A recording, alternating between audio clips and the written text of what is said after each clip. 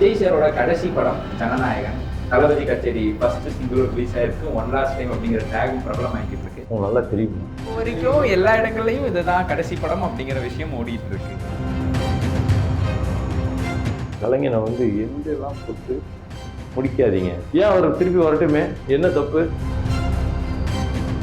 A to B உங்கள் பசியார எங்கள் ருசி பேசும். குறைந்த விலை நிறைந்த தரம், தங்கள் தேவைகள் அனைத்தும் ஒரே இடத்தில். ஜெயச்சந்திரன். ஆச்சி ராயல் குலோப் ஜாமுன் பேக்ஸ், ஒன்று வாங்கினால் ஒன்று இலவசம். நீங்க இருந்த வரைக்குமே அந்த பிக் பாஸ் அப்படிங்கிறது நல்லா இருந்து எல்லாருமே கொண்டாடினாங்க, குடும்பமா அந்த ஷோவை பார்த்தாங்க. இப்போ வந்து அது ரொம்ப டாக்ஸிக்காக மாறிக்கிட்டு இருக்கோ அப்படிங்கிற ஒரு கேள்விக்குறி மக்களிடையே இருந்திருக்கு. நீங்கள் அந்த ஷோ பார்க்குறீங்களா? உங்களுக்கு என்ன தோணுச்சுல ரீல்ஸில் எதாச்சும் பார்த்து? அமல் சார் போஸ்டாக பண்ணும்போது அமல் சார் மாதிரி ஒரு ஜாம்பவான் அதை வந்து எப்படின்னா அப்படி என்ன சொல்கிறது, இந்த ரெண்டு இதுவும் நிறுத்தம் அப்படின்னா பக்காவா அப்படி நிறுத்து அப்படி வைப்பார். Original first episode, first season 1, அதுக்கப்புறம் அடுத்து வந்தது எல்லாமே காப்பி. அன்பு கூட்டணி அரசன் கூட்டணியோட சேர வாய்ப்புகள் உண்டா? இந்த டைம்லைன்ல நடக்கிற வேற ஒரு இடத்துல நடக்கிற கதைன்ற மாதிரி தான் சார். விஜய் சாரோட கடைசி படம் ஜனநாயகன். தளபதி கச்சேரி ஃபர்ஸ்ட் சிங்கிள் ரிலீஸ் ஆயிருக்கு. ஒன் லாஸ்ட் டைம் அப்படிங்கிற டேகும் பிரபலம் ஆகிட்டு இருக்கு. நல்லா தெரியும். இப்போ வரைக்கும் எல்லா இடங்கள்லையும் இதுதான் கடைசி படம் அப்படிங்கிற விஷயம் ஓடிட்டு இருக்கு. கலைஞனை வந்து எந்தெல்லாம் போட்டு முடிக்காதீங்க. ஏன் அவர் திருப்பி வரட்டுமே, என்ன தப்பு? இந்தியா கிளிஸ் நேயர்கள் எல்லாருக்கும் அன்பு வணக்கம். நான் உங்க விஜே நெல்லையன். இன்னைக்கு நம்ம கூட சூப்பரான 2 நபர்கள் சேர்ந்திருக்காங்க அப்படின்னு தான் சொல்லணும். நம்ம பரணி அண்ணனும் சரண் அண்ணனும் இருக்காங்க. வணக்கம் ரெண்டு பேருக்கும். வணக்கம் அண்ணன். முதல் கேள்வி, இப்போ உள்ள காலகட்டத்தில் வந்து நமக்கு இந்த உண்மையான கதைகளை தழுவி வர்ற கதைகள் வந்து நமக்கு நிறைய விஷயங்கள் சொல்லி கொடுத்துருக்கு அப்படின்னு தான் சொன்னோம். அப்படி அங்கம்மா இந்த சமூகத்துக்கு என்ன சொல்லி கொடுக்கும் அப்படிங்கிற கேள்வியோ முதல் கேள்வியோ உங்களுக்கு 2 பேர்கிட்டையுமே நான் கேட்கணும்னு நினைக்கிறேன். அங்கம்மா என்ன சொல்லி கொடுக்குறாங்க? ஃபர்ஸ்ட் அங்கம்மாவை நான் அம்மான்னேன், 2வது நான் அம்மான்னு இருப்பான். ஏன்னா நான் மூத்தவன், 2வது உள்ள, இவ்வளோதான் மேட்ரு. அங்கம்மா ரொம்ப பிடிக்கும், இதெல்லாம் பிடிக்கும். எங்கள் அப்பத்தா, எங்கள் அம்மாயி, ஊரில் வந்து இன்னமும் வந்து 100 வயசு கொண்டாடுற கிழவிகள்லாம் பார்த்துருப்பீங்க. ஸோ அதெல்லாம் வந்து சுத்தமான நல்ல பியூர் ஆத்மா அவங்கெல்லாம். என்ன தம்பி, அப்படி தானே சொல்லணும்? கண்டிப்பாக. ஸோ அவங்கள பிரதிபலிக்கிற மாதிரி ஒரு படமாக இருக்கும். உங்களுக்கெல்லாம் பிடிச்சிருக்கும். நீங்கள் நாகரிகம்னு நினச்சி நீங்கள் இன்றைக்கி என்னென்னலாம் செய்கிறீங்களோ அதெல்லாம் அன்னைக்கே துணிவோட செஞ்ச ஒரு தைரியமான அம்மாவாக அந்த அங்கம்மா உங்களுக்கு கிடைக்கும். ஸோ சரண், உங்களோட படங்கள் வந்து நாங்கள் நிறையா பார்த்துருக்கோம். ஸ்டார்டிங் ஃப்ரம் சகாவாக இருக்கட்டும், நம்ம வடச்சென்னையாக இருக்கட்டும், கேஜிஎஃபாக இருக்கட்டும், ஜில்லாவாக இருக்கட்டும், எல்லா படங்களும் பார்த்துருக்கோம். உங்களோட படங்கள் வந்து லைக் மோஸ்ட்லி அந்த மெயின் ஸ்ட்ரீம் கமர்ஷியல் ஃப்ளோ இருக்கும் அந்த படத்தில். அதை தாண்டி மெய்யழகனை தாண்டி இப்போ ஒரு ரூட்டடாக ஒரு படம் நீங்கள் பண்ணுறீங்க அப்படின்னா எனக்கு தெரிஞ்ச அது அங்கம்மாள் அப்படின்னு தான் நினைக்கிறேன். எனக்கு தெரிஞ்சுமே அங்கம்மாள் தான். மெய்யழகனுக்கு ரூட்டடாக ஒரு படம். இந்த ஒரு படத்தை ஒத்துக்கிறதுக்கான காரணம் என்ன? ஏன்னா நிறைய ஆக்டர்ஸ் மோஸ்ட்லி இந்த மாதிரி படங்கள் வந்து வேண்டாமே அப்படின்னு நினைக்கிற எண்ணம் இருக்கும் இல்லையா? உங்களுக்கு அது இருந்ததா? இல்லை எதனால ஒத்துக்கிட்டீங்க இந்த படத்தை? தெரியல, மற்ற ஆக்டர்ஸோட பெர்ஸ்பெக்ஷன் எப்படின்னு தெரியல. நமக்கு நீங்கள் சொன்ன எல்லா படங்களுமே வந்து பெரிய ஸ்டார்ஸோட படம். அதில் வந்து நமக்கு ரொம்ப முக்கியமான பார்ட் ப்ளே பண்ணுறக்கூடிய படங்களாக இருந்தது. அந்த மாதிரி நமக்கு சில ஸ்கிரிப்ட்ஸ் வந்து அமையிறதே பெரிய விஷயம். அதில் வந்து நம்ம ஸ்க்ரூட்னைஸ் பண்ணி ஃபில்டர் பண்ணுற அளவுக்கு அந்த அளவுக்குலாம் நான் ரொம்ப டீப்பாக போக மாட்டேன். ஏன்னா ஆல்ரெடி அதை ஸ்கிரிப்ட் பண்ணி, டைலாக் பண்ணி, ஸ்க்ரீன் ப்ளே பண்ணி, ப்ரொடியூசர் செட் பண்ணி, மியூசிக் செட் பண்ணி, இவ்வளோ டெக்னிக்கல் கூட அவங்க முடிச்சுட்டு தான் ஒரு ஆர்டிஸ்ட்லேயே அப்ரோச் பண்ணுறாங்க. அப்போ நம்ம உட்காந்து இது செட் ஆகுமா செட் ஆகாதா அந்த ஜோனுக்குள்ளே போகிறது அவ்வளோ எத்திக்கலாக இருக்காது. இந்த கேரக்டருக்கு நம்ம ஃபிட்டுன்னு ஆக முடியுமா? ஏன்னா நம்மக்கிட்ட வரும்போது அவங்க சூஸ் பண்ணி தான் யோசிச்சு தான் வருவாங்க. சரண் இது பண்ணால் நல்லாயிருக்கும், இது அப்ரோச் பண்ணலாம் அப்படின்னும் போது நம்மளை அதில் எவ்வளோ அகாமடேட் பண்ணி எவ்வளோ ப்ரெசன்டபுளாக பண்ண போகிறோன்னு மட்டும் தான் நான் யோசிச்சிருக்கேன். மற்றவங்களை பற்றி எனக்கு தெரியல. நீங்கள் சொன்ன மாதிரி ரூட்டட் அந்த மாதிரி படத்தில் இதான் எனக்கு செகண்ட் படம். மெய்யழகனுக்கு அப்புறம் இது இன்னுமே எனக்கு ஸ்பெஷலான படம். ஏன்னா டைரக்ட் மெயின் ஸ்ட்ரீம் படங்கள் தான் இவ்வளோ லிஸ்ட்டு நீங்கள் சொன்னது. இது என்னோட கெரியரில் ஃபஸ்ட்டு படம். சின்ன வயசில் ஒரு ஃபிலிம் சர்க்கியூட்டுக்கு உள்ளே போய் எக்ஸ்ப்ளோர் பண்ணி அங்கே வந்து இந்த படத்துக்கு நிறைய ரெகக்னேஷனோ அவார்ட்ஸோ அந்த மாதிரி விஷயங்கள்லாம் டச் பண்ணிவிட்டு அப்புறமா வந்து ஸ்டோன் பெஞ்ச் மாதிரி ஒரு பெரிய ப்ரொடக்ஷனோ சப்போர்ட்டோட ப்ரெசென்ட் பண்ணி இன்றைக்கி அது தியேட்டருக்கு வருதுன்றது எனக்கு ரொம்ப ரொம்ப பெரிய விஷயம். என்னோட கிராஃபில் பார்த்தீங்கன்னா அதில் நான் ஒரு பார்ட்டாக இருக்கிறது வெரி ஹாப்பி. 2வது பெரிய ஹாப்பி மேம்க்கு பையனாக நடிக்கிறது. மேம் தெரியும், இப்போ கலக்கிட்டு இருக்காங்க எல்லா படத்துலையும் அம்மா அவங்க தான். 2வது பரணி அண்ணன்.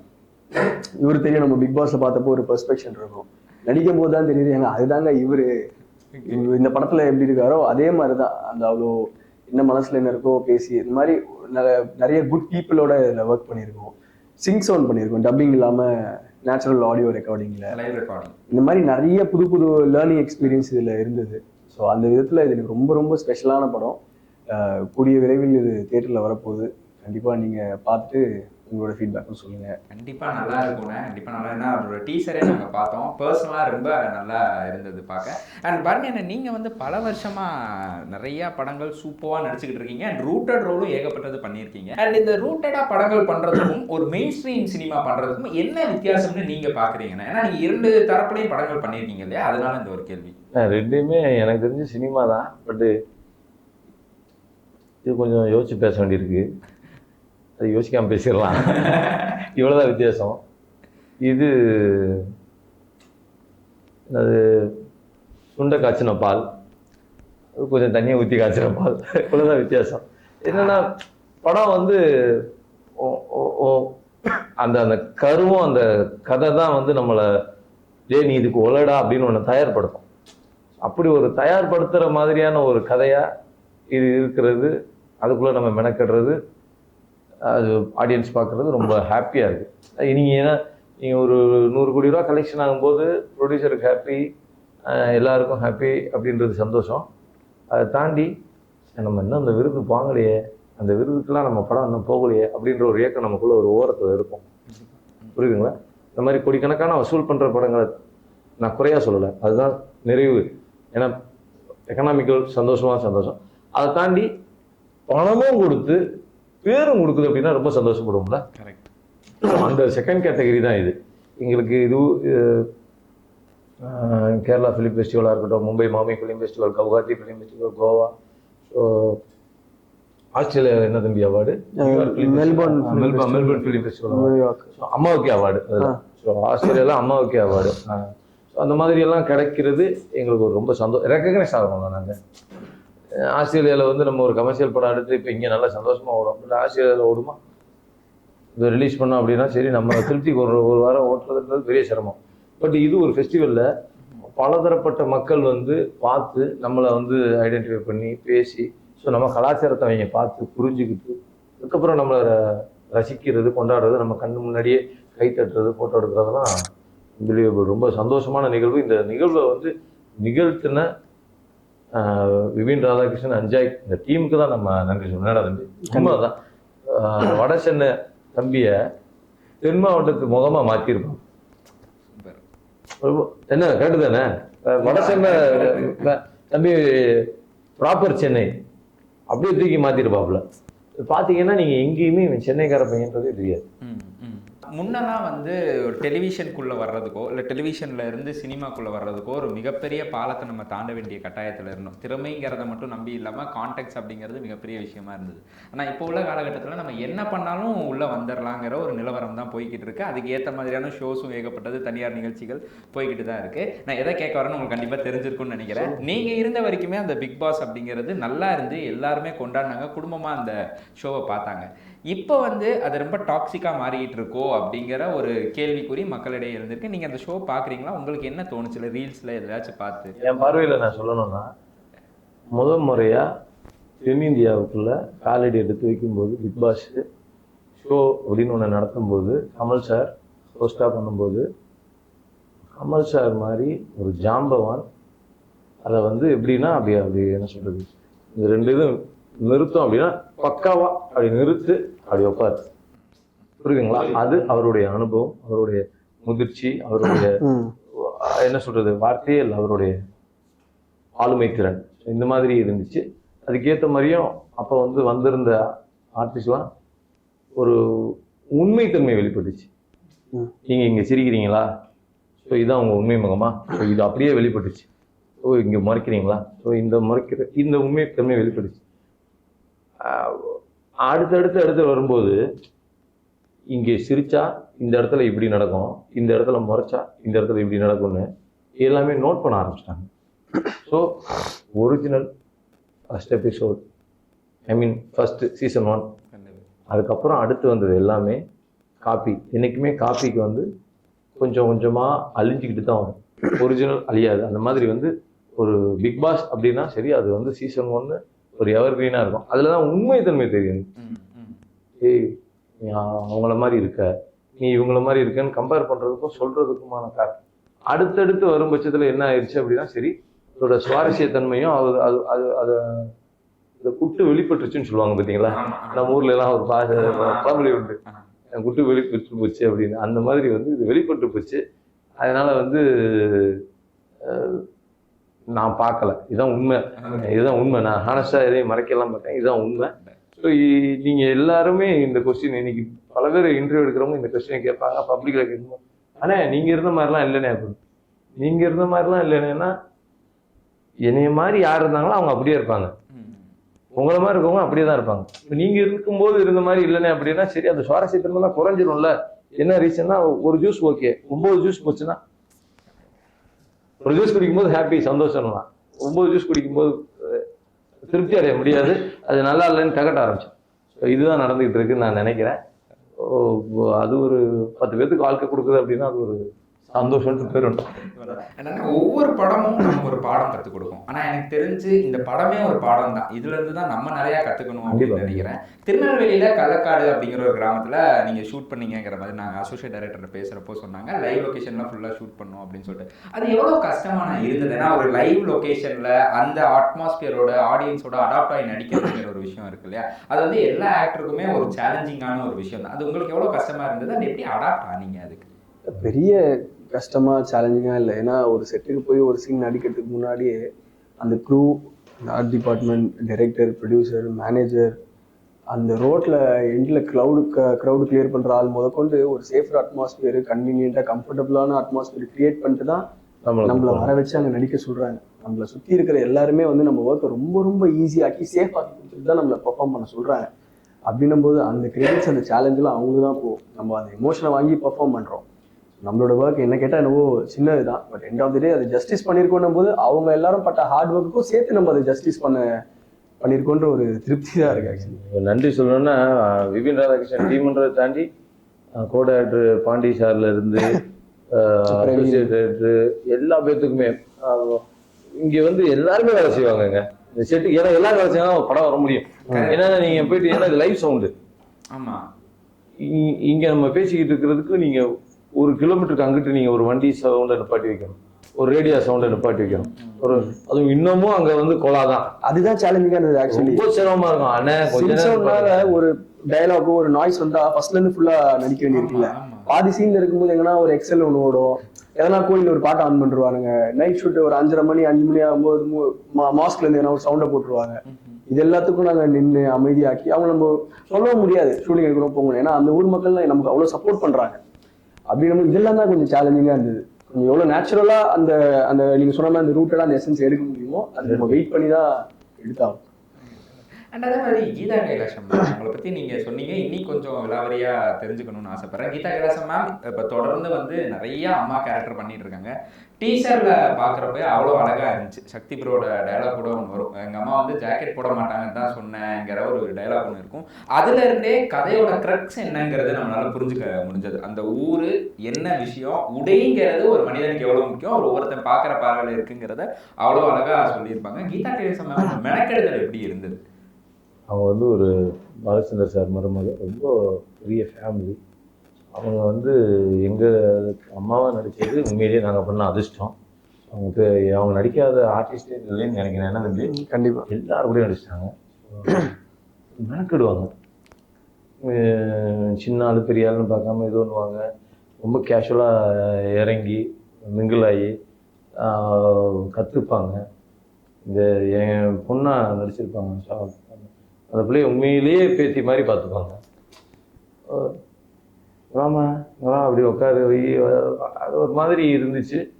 அம்மா வந்து என்ன சொல்கிறது, படத்தில் மட்டும் கிடையாது, நிஜமாகவே எங்களுக்கு ஒரு நல்ல அம்மாவாக எங்களுக்கு ஒரு ஃபீல் பண்ண வச்சாங்க. ரொம்ப சந்தோஷமாக இருந்துச்சு. அவங்களோட ஃபேமிலி எங்கேருந்து வராங்கன்னு தெரியுதுல்ல. ஸோ அதனால அவங்க வெரி பார்க்கும்போது ஒரு மதிப்பு, வணக்கமா அப்படின்னு ஆட்டோமேட்டிக்காக வரும். அவ்வளோ பேஷனேட் அவங்களுக்கு சினிமா மேலே. அது ஒரு நாளுமே இட் வாஸ் வெரி இன்ஸ்பைரிங். நீங்கள் சொன்னீங்க இவ்வளோ அம்மாவாக நடிச்சிட்டாங்கன்னு. நீங்க இதுல பாத்தீங்கன்னா நீங்க கமர்ஷியல் இப்போ ரெகுலரா பெரிய பெரிய படங்கள்ல பார்த்த அம்மா ஷேடுக்கும் இதுல பண்ணதுக்கும் ஒரு ஆமா. துளி கூட டிஃபரன்ஸ். அமரன் அம்மாவுக்கும் அங்கம்மாள் அம்மாவுக்கும் சம்பந்தமே இருக்கு. Extreme contrast. பயங்கரமா இறங்கி ஒர்க் பண்ணி அவ்வளோ ஹார்ட் ஒர்க் பண்ணி, ஓகே எல்லாருமே ஹார்ட் ஒர்க் பண்ணுவாங்க, பட் ஓகே அந்த கேரக்டருக்காக நம்ம முழுமையாக நம்மளோட எஃபர்ட் ஒன்று போடுறது இருக்குல்ல, அதை வந்து ரொம்ப சிறப்பாக பண்ணியிருக்காங்க. எனக்கு ஒரு நாளுமே படம் ஷூட்டிங் முடிச்சப்போ இப்போ படம் பார்க்கும்போது கூட she is being very very inspiring. அதனால உங்க 2 பேரும் முக்கியமா நான் சொல்லணும், இந்த திரையுலகத்துல நம்ம தமிழ் சினிமாவை பொறுத்தளவு அந்த ஹீரோ காமெடி ஆக்டர் அந்த காம்பினேஷன் அமையறது வந்து இப்போ வரைக்குமே கொஞ்சம் ஈஸியா இருக்கு. ஆனா ஒரு சப்போர்ட்டிங் ரோல் அமையிற ஒரு விஷயம் இருக்கு இல்லையா, அது வந்து ரொம்ப கஷ்டமா இருக்கு. ஸ்டார்டிங்ல இருந்து இப்போ வரைக்கும் பார்த்தோம்னா 1-2 கேரக்டர்ஸோட காம்பினேஷன் தான் ரொம்ப அழகா டிராவல் ஆகி இப்போ வரைக்கும் மக்கள் மனசுல இருக்கு. ஸோ படம் பார்த்தவங்க, இந்த படத்தை பார்த்தவங்க நாங்கள் கோ டைரக்டர்ஸ் அசோசியேட் டைரக்டர்ஸ் பேசுறப்போ உங்களோட காம்பினேஷன் இதை பத்தி சொன்னாங்க, என்னோட சில விஷயங்களும் காமிச்சாங்க, ரொம்ப அழகா இருந்தது. அண்ட் உண்மையிலே அண்ணன் தம்பி இருந்தா எப்படி இருப்பாங்க ஒரு வீட்டுல அப்படிங்கிற மாதிரியான விஷயம் இருந்தது. இந்த காம்பினேஷன் வந்து உருவானதுக்கு காரணம் என்ன? முதல் அடி இருக்கும் இல்லையா, ஃபர்ஸ்ட் டே ஆஃப் த ஸ்பாட்ல 2 பேரும் போய் நின்றுட்டீங்களா, அப்ப என்ன பேசிக்கிட்டீங்க? எனக்கு ஆக்சுவலி அண்ணன் கேஸ்ட் பண்ணதும் சரி, என்ன கேஸ்ட் பண்ணதும் ரொம்ப சர்ப்ரைசிங் தான். நேட்டிவிட்டி இருக்கும்போது அண்ணன் உள்ள வருது ஓகே, ஆனால் அண்ணன் நேட்டிவிட்டி சைடு ஃபுல்லாக கலக்கியிருக்காரு, சிட்டி சைடுனாலுமே அதுக்கு இறங்கி பண்ணுறாரு. அவரை பார்த்தாலே தெரியும் எந்த ஊரில் வந்து இவரை பொறுத்தனாலும் அந்த ஊருக்கார் தான். அது நம்ம அவருக்கு மேக்கப் போட்டோ ட்ரெஸ்ஸை போட்டு மாற்றணும் அவசியம் இல்லை, நம்மளை மாற்றுறது கொஞ்சம் கஷ்டமான விஷயம். ஸோ அப்போ நமக்கு அண்ணன் சொல்லும்போது அந்த ஆங்கிள் அவர் யோசிச்சதே, டைரக்டர் யோசிச்சது யூனிக்காக இருந்தது. ஓகே பரணி அண்ணன், சரண் வந்து தம்பி, ஓகே இந்த காம்பினேஷன் அவங்க எப்படி யோசிச்சிருக்காங்க. எனக்கு அந்த சாங் அப்போ இட்டு என்னை கதை சொல்லும்போது இந்த சகா சாங் இட்டு இவர் தான் தம்பி இவங்க தான் அம்மா அப்படின்னு ரொம்ப சந்தோஷம் எனக்கு. அதே மாதிரி எனக்கு அவர் எங்கே இதை நான் பிடிச்சேன் அப்படின்னா, அவர்கிட்ட நல்லா ஜாலியாக பேசிக்கிட்டு இருக்கிறவரை படத்துலேயே மொத்தம் 2 சீன் தான் சார், அதாவது 2 சீன் தான், மீன்ஸ் வந்து 2 இடத்துல நான் பேச போகிறேன். ஒன்று தம்பி அல்ல, அந்த 2 பேசுகிற இடமும் ரொம்ப முக்கியமான இடங்க. இப்போ நான் ஒரு எமோஷனுக்கோ கேரக்டர்ஸ் ஒரு எமோஷனுக்கு புஷ் பண்ணி கொஞ்சம் இன்டென்சிட்டி ஏற்ற அதை இவர் ஒரு இடத்துல ஒரு கான்வர்சேஷன் ஓப்பன் பண்ணி பிரேக் டவுன் பண்ணுறது தான் நிறைய பேருக்கான ஒரு ரியலைசேஷனை கொடுத்து ஒரு இதுதான் மேட்ரு, இதுதான் இவ்வளோ நாள் நான் சொல்லாமல் இருந்தேன் அப்படின்னு ஒரு புரிய வச்சு ஒரு அமைதியாக்குறது இருக்குல்ல, அந்த இடத்துல தான் ஒரு பிரேக் அவுட்டே ஆகுறாரு. ஸோ இவர் நார்மலாக ஜாலியாக கலாச்சிட்டு இருக்கிறது, காமெடி பண்ணுறது, ஹீரோ குரூப் அந்த மாதிரிலாம் எதுவும் இல்லாமல் வேற ஒரு extreme opposite side of shade அமைதியே ஒரு எமோஷனை வச்சுன்னு ட்ராவல் பண்ணுறாரு. ஆனால் இது என்னைக்கோ ஒரு நாள் வெடிக்கும், நம்மளுமே அதை வெயிட் பண்ண வைக்கிற மாதிரியே இருக்கும். இன்னைக்கு தான் பேசுகிறான் பார்ப்போம், எந்த மொமெண்ட்ல தான் இவர் பேச போறாரு பார்ப்போம், அந்த மாதிரி ஒன்று ஆர்க்கு.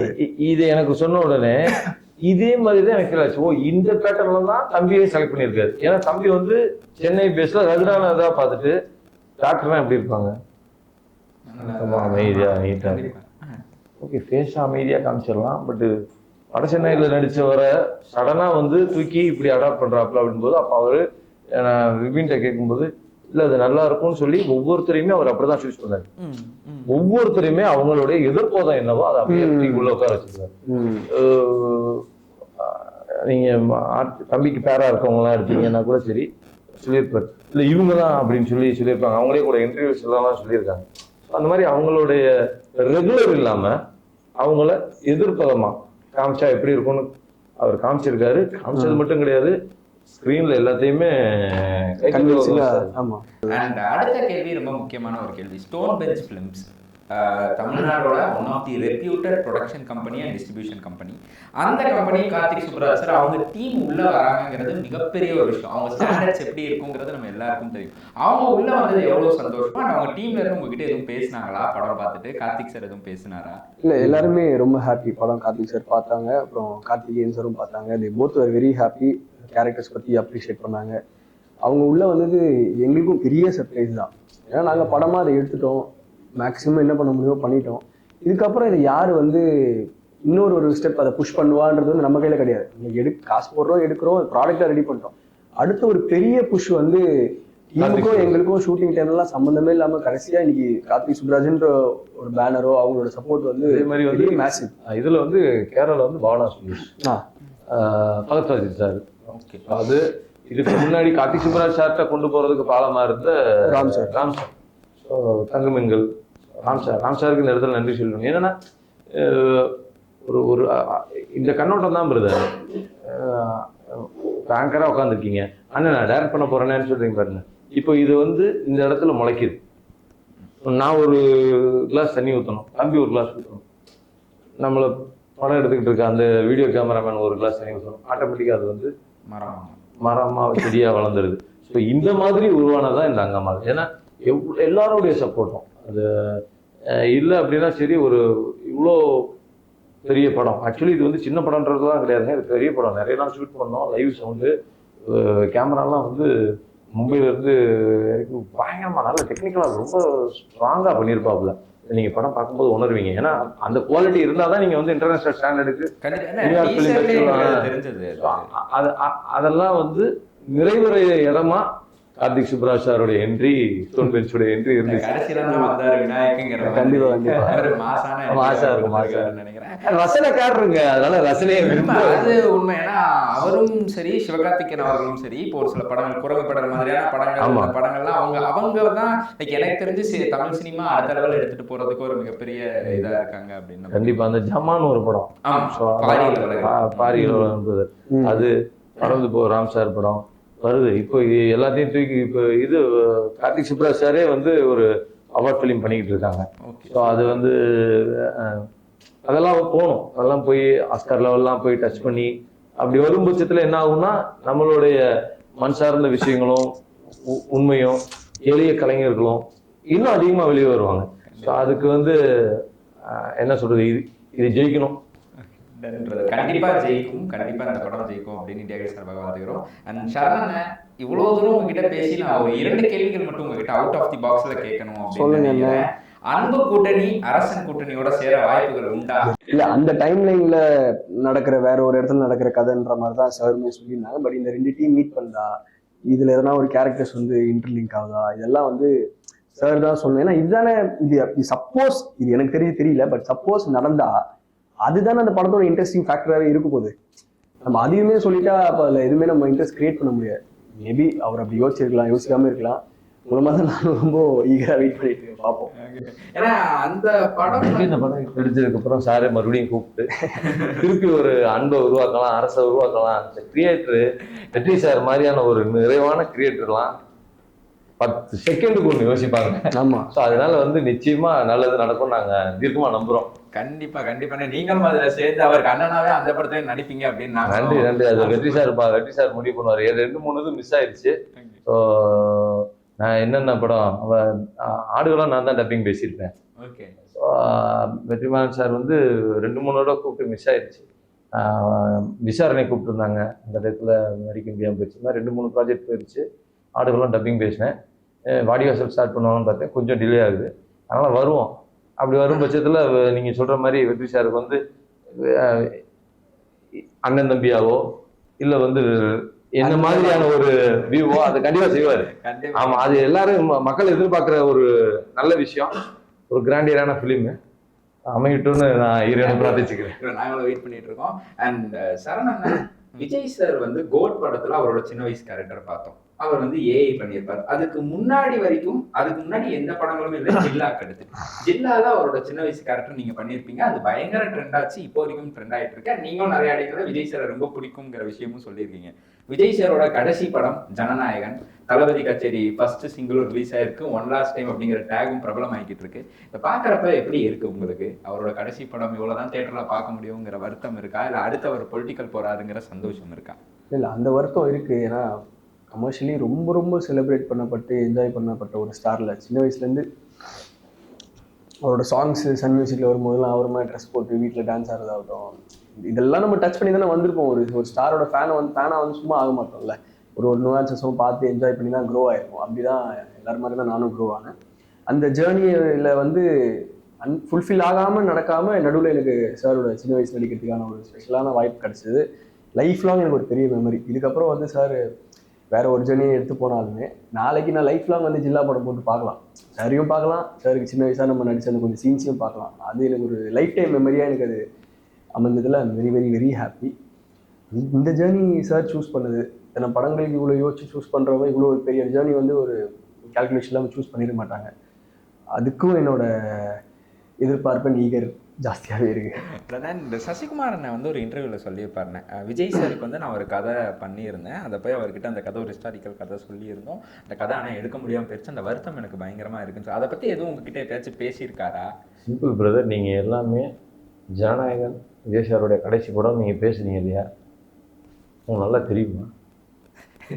நீங்க நல்லா தெரியுமா? இல்ல இப்போ வரைக்கும் எல்லா இடங்கள்லயும் இதுதான் கடைசி படம் அப்படிங்கிற விஷயம் ஓடிட்டு இருக்கு. இன்னைக்கு தானே மொத்தமாவே இந்த நிமிஷம் வரைக்கும் தானே.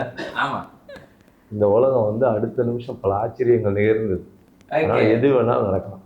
நாளைக்கு வந்து மறுபடியும் விஜய் சார் வந்து எனக்கு பிடிச்சிருக்கு, என் ஆடியன்ஸ் கேட்குறாங்க அப்படின்றதுக்காக இன்னொரு படம் நடிக்கலாம். ஓகேவா? அதனால் வந்து ஒரு கலைஞனை வந்து எந்தெல்லாம் போட்டு முடிக்காதீங்க. அவருக்குன்னு உண்டான ஒரு ஃபேன் ஃபாலோவர்ஸ் பெருசு பல ஸ்டேட்டில் வச்சுருக்காரு. தமிழ்நாட்டில் மட்டும் கிடையாது, பாண்டிச்சேரியில் மட்டும் கிடையாது, ஆந்திரா, தெலுங்கானா, கேரளான்னு சொல்லிட்டு பல ஸ்டேட்டில் வச்சுருக்காரு. நம்ம cricket player Suryakumar Yadav Vijay sir ஃபேன்னு சொல்லி இதெல்லாம் பண்ணுறாரு. அது மாதிரி நிறைய ஃபேன் ஃபாலோவர்ஸ் கடல் கடந்து வச்சுருக்காங்க. ஸோ அதனால் அவங்களாம் வந்து நீங்கள் டக்குன்னு வந்து இதுக்கப்புறம் அப்படின்னு சொல்லிட்டு நீங்களே அவரை புஷ் பண்ணாதீங்கன்றது என்னுடைய ஹம்பிள் ரிக்வெஸ்ட். ஏன்னா ஏன் அவர் திருப்பி வரட்டுமே, என்ன தப்பு? அவர் பாட்டுக்கு வந்துட்டு நான் ரெகுலராக இல்லாமல் ஒரு 2 இயர்ஸ் ஒன்ஸ் கொடுக்குறேன்னு சொல்லி கொடுக்கட்டுமே. எவ்வளோ டிஸ்ட்ரிபியூட்டர் லாபம் அடைகிறாங்க, எவ்வளோ தயாரிப்பாளருக்கு லாபம், டிஸ்ட்ரிபியூட்டருக்கு லாபம், மக்களுக்கு சந்தோஷம். புரியுதுங்களா? ஒரு மாபெரும் கலைஞனா எதுக்கு டக்குன்னு எண்டுக்கு போடுறீங்க? ஜனநாயகனுக்கு அப்புறமும் அவர் நடிக்கணுன்றது, நடிப்பாரு அப்படின்றது ரசிகனின் விருப்பம். இறுதியா ஒரே ஒரு கேள்வி. எந்த ஒரு படம் ரிலீஸ் ஆனாலும் எல்லாருக்குமே ஒரு கேள்வி இருக்கும், இந்த படத்தை நான் ஏன் போய் தியேட்டர்ல பார்க்கணும் அப்படிங்கிற ஒரு கேள்வி இருக்கும். அங்கம்மாள் படத்தை மக்கள் எதற்காக தியேட்டர்ல போய் பார்க்கணும் அப்படின்னு நீங்க நினைக்கிறீங்க? தம்பி, அண்ணன், அம்மா, இந்த பாண்டிங், இதுக்குள்ளே ஏற்படுற பிரச்சனை எல்லார் வீட்லேயும் இருக்கும். உங்கள் வீட்டில் அண்ணன் இருக்காரா, தம்பி இருக்காங்களா? ஒரே பையன். அப்போ வந்து பிரச்சனை வந்து அம்மா அப்பாவுக்கு தான், உங்களுக்கு இல்லை. ஸோ வந்து இங்கே வந்து எல்லா வீட்லேயும் கூட்டு குடும்பமாக இருப்பாங்கல்ல. ஒரு அண்ணன், நீ ஒரு தம்பிக்கு கல்யாணம் பண்ண போகிறோம் அம்மா அப்படின்ற மாதிரியான ஒரு கூட்டு குடும்பத்தில் ஏற்படுற பிரச்சனை, ஒரு படித்தவனுடைய பார்வை, ஒரு படிக்காதவனுடைய பார்வை, அந்த மாதிரி பலதரப்பட்ட மக்களையும் பார்க்க வைக்கிற மாதிரியான ஒரு திரைக்கதையாக அது இருக்கும். தாண்டி பெருமாள் முருகன் சாரோடைய கோடித்துணி சிறுகதை வந்து ஒரு எவர்கிரீனான ஸ்கிரிப்டு. ஸோ அதை நல்ல நேர்த்தியாக அனைவரும் விரும்பும் விதமாக திரைக்க அமைச்சிருக்காரு விபின் ராதாகிருஷ்ணன்.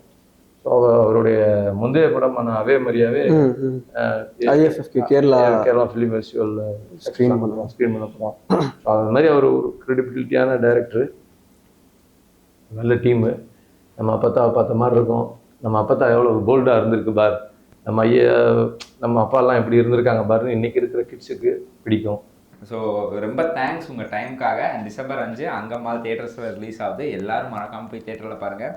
இப்படிப்பட்ட ஒரு படத்தை தான் நம்ம எல்லாருமே கண்டிப்பாக பார்க்கணும், பாராட்டணும், கூட நிற்கணும் அந்த படமோட. ஸோ எல்லாரும் மறக்காமல் தியேட்டரில் பாருங்கள். மீண்டும் ஒரு நிகழ்ச்சியில் உங்களை சந்திக்கிறேன். உங்களுடைய பெறுது உங்கள் விஜே நெல்லையன் மற்றும் அங்கம்மாள் டீம். நன்றி, வணக்கம். இந்தியா கிளிட்ஸ்க்கும் சப்போர்ட்டுக்கு எங்களுக்கு நன்றி. A to B உங்கள் பசியார எங்கள் ருசி பேசும். குறைந்த விலை நிறைந்த தரம் தங்கள் தேவைகள் அனைத்தும் ஒரே இடத்தில். ஜெயச்சந்திரன். ஆச்சி ராயல் குலோப் ஜாமுன் பேக்ஸ், 1 வாங்கினால் 1 இலவசம்.